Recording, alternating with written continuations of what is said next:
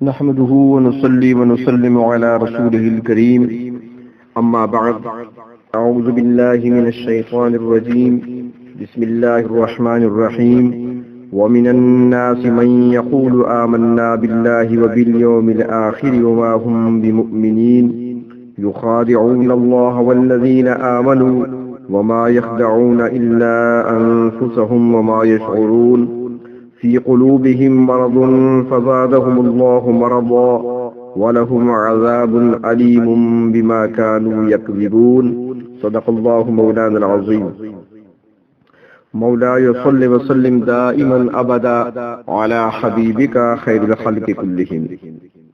آج ہمارے سلسلے کا 19واں درس ہے اور اس درس میں آپ کے سامنے سورۃ البقرہ کی آیت نمبر 8، 9 اور 10 تلاوت کی ہے۔ قرآن کریم میں اور سورۃ بقرہ میں یعنی آغاز میں ہی اللہ رب العزت نے 3 گروہوں کا تذکرہ فرمایا ہے۔ پہلا گروہ وہ ہے جو ظاہراً اور باطناً ہدایت کو قبول کرتے ہیں، وہ لوگ مؤمن اور متقی کہلاتے ہیں۔ اس کے بعد دوسرا گروہ وہ ہے جو ظاہراً اور باطناً ہدایت الہی کا انکار کرتے ہیں، وہ کافروں کا گروہ ہے۔ 2 آیات میں ان کا ذکر تھا۔ اب ان آیات میں تیسرے گروہ منافقین کا تذکرہ ہے، جو بظاہر تو ہدایت کو تسلیم کرتے ہیں مگر ان کے باطن میں کفر ہوتا ہے۔ تو اگلی 13 آیات میں منافقین کی خرابیاں، ان کی سازشوں اور چال بازیوں کا حال ہے۔ اللہ تعالیٰ نے مثالوں کے ذریعے سے سارا معاملہ سمجھایا ہے۔ تو آج جو 3 آیات ہیں یہ ان 13 آیات میں سے ہیں جن میں منافقین کا تذکرہ ہے۔ تو فرمایا وَمِنَ النَّاسِ، اور بعض لوگوں میں سے وہ ہیں من یقول آمنا باللہ وبالیوم الآخر، جو کہتے ہیں کہ ہم ایمان لائے اللہ پر اور قیامت کے دن پر، وما ہم بمؤمنین، حالانکہ وہ مؤمن نہیں ہیں۔ یخادعون اللہ، وہ دھوکہ دیتے ہیں اللہ کو، والذین آمنوا، اور ان لوگوں کو جو ایمان لائے۔ وما یخدعون الا انفسهم، در حقیقت وہ نہیں دھوکہ دیتے مگر اپنی جانوں کو۔ وما یشعرون، اور وہ سوچتے بھی نہیں۔ فی قلوبہم مرض، ان کے دلوں میں بیماری ہے۔ فزادہم اللہ مرضا، اور اللہ تعالیٰ نے ان کی بیماری کو اور بڑھا دیا۔ وَلَهُمْ عَذَابٌ عَلِيمٌ، اور ان کے لیے دردناک عذاب ہے۔ کافروں کا ذکر اس سے پہلے ہوا تو ان کے لیے فرمایا تھا عذاب عظیم، ان کے لیے بڑا عذاب ہے، لیکن منافقین کے لیے فرمایا ان کے لیے دردناک عذاب ہے۔ بما كانوا يكذبون، اس وجہ سے کہ وہ جھوٹ بولتے تھے۔ قرآن کریم میں منافقین کا حال مختلف صورتوں میں تفصیل کے ساتھ بیان ہوا ہے۔ ایک صورت تو منافقین کے نام پہ ہے یعنی صورت منافقون، اور دوسری نزول کے اعتبار سے آخری صورت یعنی صورت توبہ میں بھی منافقین کی سازشوں سے آگاہ کیا گیا ہے اور ان سے خبردار رہنے کی تلقین کی گئی ہے۔ امام ابو بکر جساس رحمۃ اللہ علیہ بہت بڑے مفسر قرآن ہوئے ہیں۔ ان کی تفسیر احکام القرآن، اس کے اندر وہ فرماتے ہیں کہ نفاق کا جو لفظ ہے یہ نکلا ہے نافق الیربوع، یعنی جنگلی چوہے کا بل۔ مشہور ہے کہ جنگلی چوہا اس کے بارے میں آتا ہے کہ اس کے اپنے جو بل بناتا ہے، رہنے کی جگہ بناتا ہے، اس میں 4 سوراخ ہوتے ہیں جن کی وجہ سے یہ شکاری کو دھوکہ دیتا ہے۔ یہ کسی ایک سوراخ سے ظاہر ہوتا ہے، شکاری اس کو کھودتے ہیں تو وہ کسی دوسری طرف غائب ہو جاتا ہے۔ منافق کا حال بھی یہی ہے، یہ شرک کو پوشیدہ رکھتا ہے اور ایمان کو ظاہر کرتا ہے۔ جنگلی چوہے کی طرح یہ بھی خداع یعنی دھوکے باز ہوتا ہے۔ شریعت میں منافق کی تعریف اس طرح کرتے ہیں یعنی جو ایمان کو ظاہر کرتا ہے اور کفر کو چھپاتا ہے۔ منافق کی کئی قسمیں ہیں۔ پہلی قسم کا منافق وہ ہے جو ایمان کو ظاہر کرتا ہے مگر باطن میں کفر بھرا ہوا ہے۔ اور وہ اس پر مطمئن ہے۔ دوسری قسم کا منافق وہ ہے جو ظاہری اور باطنی ہر لحاظ سے متذبذب رہتا ہے، وہ ظاہراً اور باطناً شک میں ہوتا ہے۔ ایسے منافق کو قرآن حکیم نے دوسرے مقام پہ فرمایا مذبذبین بین ذالک۔ ان دونوں قسم کے منافقین کا نفاق شدید ہوتا ہے، ان کا اعتقاد فاسد ہوتا ہے، اور اس مقام پر جن منافقین کا ذکر ہے وہ یہی اعتقادی منافق ہیں جن کے عقیدے میں کفر بھرا ہوا ہے۔ تیسری قسم کا منافق وہ ہے جو اخلاقی اور عملی منافق ہوتا ہے۔ ایسا شخص اپنے گناہوں کی وجہ سے آخرت کے نقصان کو دنیا کے نقصان پر ترجیح دیتا ہے اور دنیا کے نفع کو آخرت کے نفع پر ترجیح دیتا ہے۔ یہ ایسے منافق ہوتے ہیں کہ اگرچہ ان میں ایمان موجود ہوتا ہے مگر یہ لوگ آخرت کو دنیا پر ترجیح نہیں دے سکتے۔ تو وہاں پر جو منافقین تھے مدینہ منورہ میں جس کا تذکرہ قرآن حکیم میں آتا ہے، تو اس کا ذرا تھوڑا سا پس منظر بھی سماعت فرما لیں۔ ان آیتوں کا اولی مصداق رئیس المفسرین حضرت عبداللہ ابن عباس رضی اللہ تعالی عنہما کے قول کے مطابق مدینہ کے اوس اور خزرج قبیلوں سے تعلق رکھنے والے منافقین ہیں، جن کا سردار اور سرغنہ عبداللہ بن ابی تھا، جس کا تعلق مدینہ کے خزرج قبیلے سے تھا، اور وہ دور جاہلیت میں دونوں قبیلوں کا سردار تھا۔ علماء اکرام نے لکھا ہے کہ اس جناب رحمت دو عالم صلی اللہ علیہ وسلم کے مدینہ منورہ ہجرت کرنے کے بعد بھی ابتدائی ایام میں منافقین کی جماعت کا کوئی وجود نہیں تھا، کیونکہ مسلمانوں کو ایسی شان و شوکت حاصل نہیں تھی کہ جن کے خوف سے کافروں کے لیے خود کو مسلمان ظاہر کرنے کی ضرورت پیش آتی۔ جب غزوہ بدر میں اللہ تبارک و تعالی نے مسلمانوں کو فتح اور اسلام کو غلبہ عطا فرمایا تو اوس اور خزرج قبیلوں سے تعلق رکھنے والے کافروں کو اپنا مستقبل تاریک نظر آنے لگا، اور ان کے سرداروں کو اپنا اقتدار و اختیار ہاتھ سے نکلتا محسوس ہوا۔ چنانچہ عبداللہ ابن ابی نے یہ چال چلی کہ ظاہراً اسلام کا دعویٰ کیا جائے اور خود کو مسلمان ظاہر کیا جائے تاکہ مسلمانوں سے کوئی خطرہ نہ رہے اور اقتدار بھی محفوظ رہے، اور آہستہ آہستہ دوسرے لوگ بھی اس کی جماعت میں شامل ہونے لگے۔ تفصیل کے لیے تفاسیر دیکھی جا سکتی ہیں، خصوصاً تفسیر ابن کثیر کو دیکھا جا سکتا ہے۔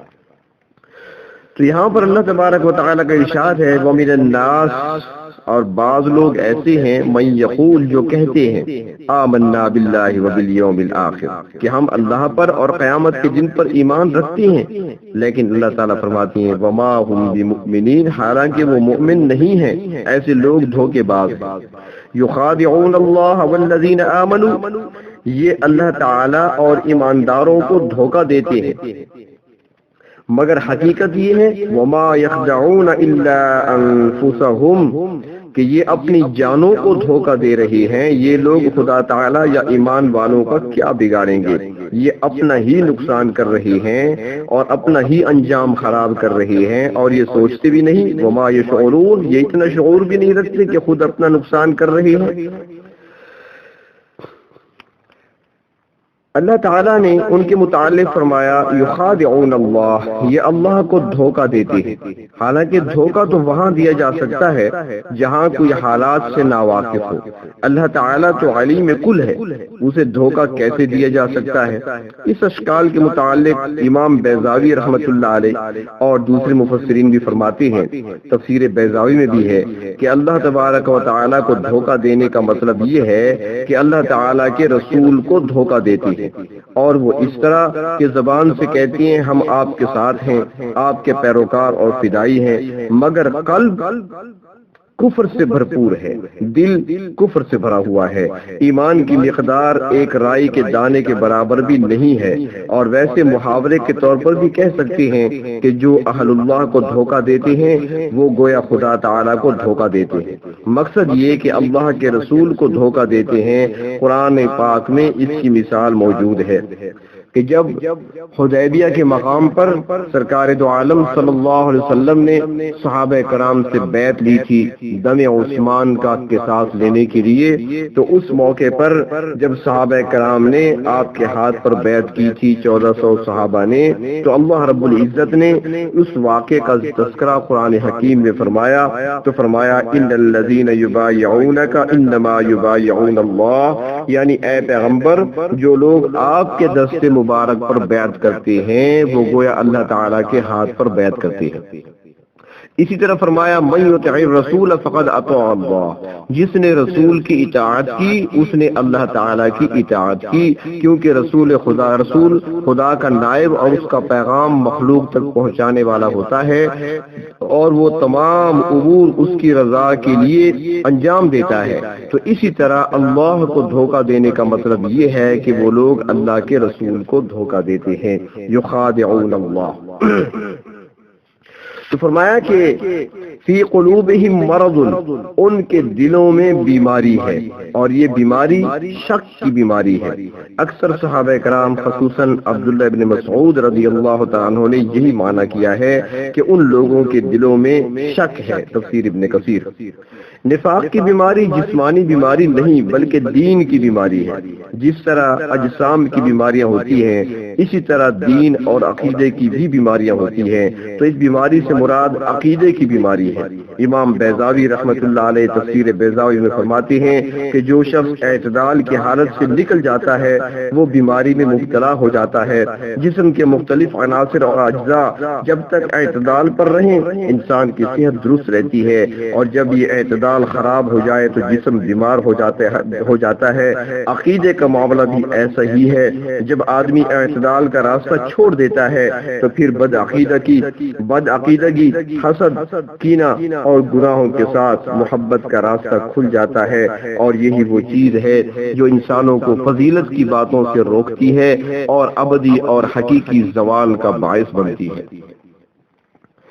تو حضرت اشرف علی تھانوی رحمۃ اللہ علیہ فرماتے ہیں تفسیر بیان القرآن میں کہ اس آیت سے پتہ چلتا ہے کہ دل کی بیماریاں بھی ہوا کرتی ہیں، کہ جس طرح انسانی جسم بیمار ہوتا ہے، خون، صفرا وغیرہ میں بیماری پیدا ہوتی ہے جو ظاہری جراثیم سے پیدا ہوتی ہے، اس کے محرک باطنی یعنی کہ ظاہری جراثیم ہوتے ہیں جس کی وجہ سے انسان کے وجود میں بیماری کے اثرات ظاہر ہونے لگتے ہیں۔ تو فرمایا اسی طرح باطنی جراثیم یعنی گناہ ہوتے ہیں، اور سب سے بڑا گناہ وہ شرک ہے، کفر ہے، نفاق ہے، شک ہے، تردد ہے، الحاد ہے۔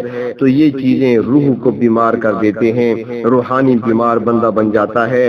تو اللہ تبارک و تعالیٰ فرماتے ہیں کہ ان کے دلوں کے اندر بیماری ہے، کفر کی، شرک کی، نفاق کی، شک و تردد کی بیماری ہے۔ فزادہم اللہ مرضا، اللہ تعالیٰ نے ان کی بیماری کو بڑھا دیا، کیونکہ اللہ رب العزت کی سنت جاری یہ ہے کہ جب علاج نہیں کیا جاتا تو بیماری بڑھ جاتی ہے۔ تو اب اسلام کو ترقی نصیب ہو رہی ہے، مگر منافقوں کی بیماری روز بروز بڑھتی چلی جا رہی ہے۔ ان کے باطن میں پوشیدہ حسد اور کینہ، اسلام کی مخالفت اور بدعقیدہ کی بڑھتی چلی جا رہی ہے۔ فرمایا فزادہم اللہ مرضا، اب اس بیماری کا نتیجہ کیا ہوگا؟